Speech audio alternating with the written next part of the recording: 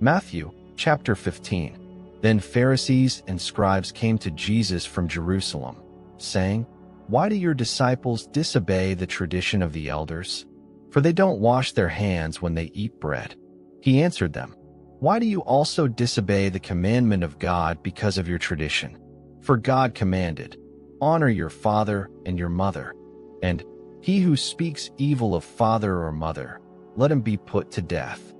But you say, 'Whoever may tell his father or his mother, whatever help you might otherwise have gotten from me is a gift devoted to God. He shall not honor his father or mother.' You have made the commandment of God void because of your tradition. You hypocrites! Well did Isaiah prophesy of you, saying, 'These people draw near to me with their mouth, and honor me with their lips, but their heart is far from me, and in vain do they worship me, teaching as doctrine rules made by men.' He summoned the multitude and said to them, 'Hear and understand. That which enters into the mouth doesn't defile the man, but that which proceeds out of the mouth, this defile the man.' Then the disciples came and said to him, 'Do you know that the Pharisees were offended when they heard this saying?' But he answered, 'Every plant which my heavenly Father didn't plant will be uprooted. Leave them alone. They are blind guides of the blind. If the blind guide the blind, both will fall into a pit.' Peter answered him, 'Explain the parable to us.' So Jesus said, 'Do you also still not understand?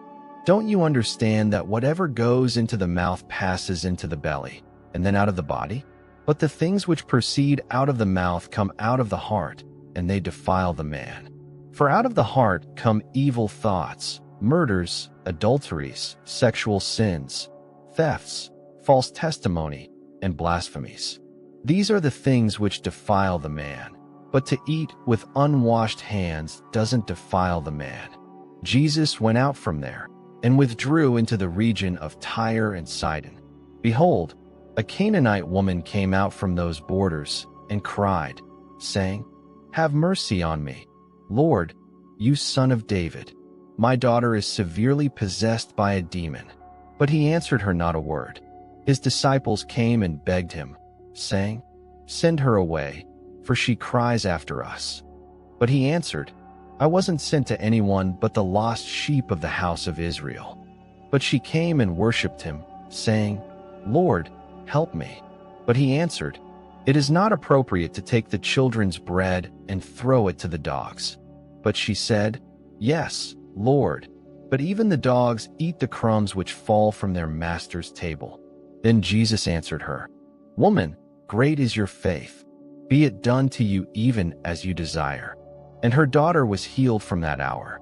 Jesus departed from there and came near to the Sea of Galilee, and he went up into the mountain and sat there.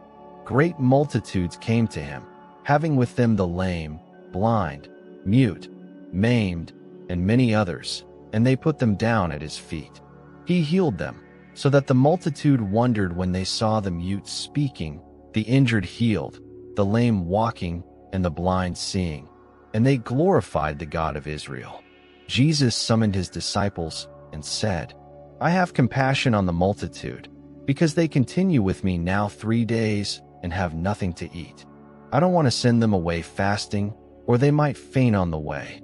The disciples said to him, "Where should we get so many loaves in a deserted place as to satisfy so great a multitude?"